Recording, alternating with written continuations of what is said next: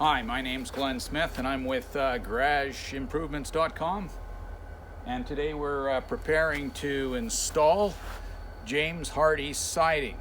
We're going to start with the trim around the doors and windows. We're going to cut and put our corner pieces together, hopefully get the corners on today, and maybe some of the window trim. This is what the trim looks like. It is heavy. And I have 4-inch wide and 3-inch wide. This is the saw that I've been using to cut the James Hardie with a masonry type blade. And it's very dusty. So you want to use an old saw because it can suck the dust into it. They do have special blades and even special saws, but I've just got this old chop saw. The 12-inch Diablo blade, masonry blade that I got from Home Depot, and it cuts through the James Hardie like butter. So I'm putting the corners together right now, and I have some blocks, 2x4s, clamped and screwed to the table here just to hold it upright for me since I am doing this alone. One board is 4.5 inches wide and the other board is 3.5 inches, and when you lap the corners over, it will give you a balanced appearance on your corners. I'm going to put 4 screws in to hold the corner together. I'm going to pre-screw it, and I'm using these trim head screws, which are pretty cool.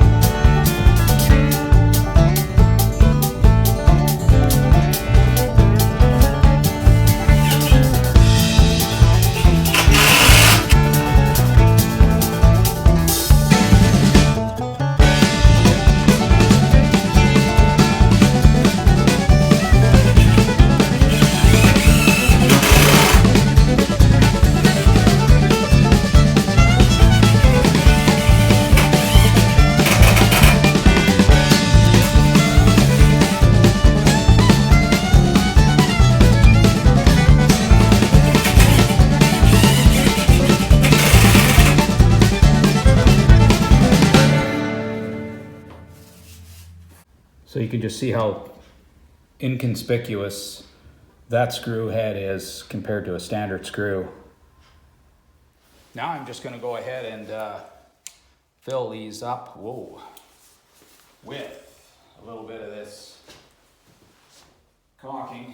So with all 4 corner pieces together, I'm just going to leave them in the garage here for a while to dry. And we can go outside and do some window trim. So we'll start with the vertical dimension, and we'll make a bit of a cut list. To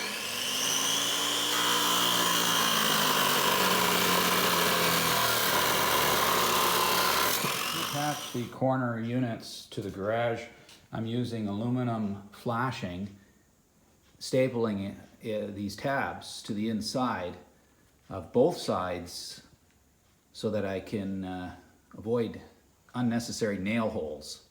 The staples are galvanized narrow crown staples, 5/8 inch length by 1/4 wide.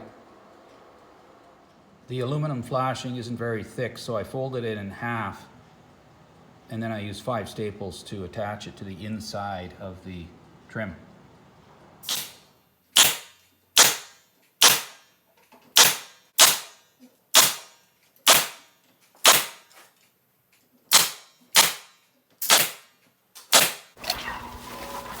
So I'm using the roofing nailer to hold the corner trims on.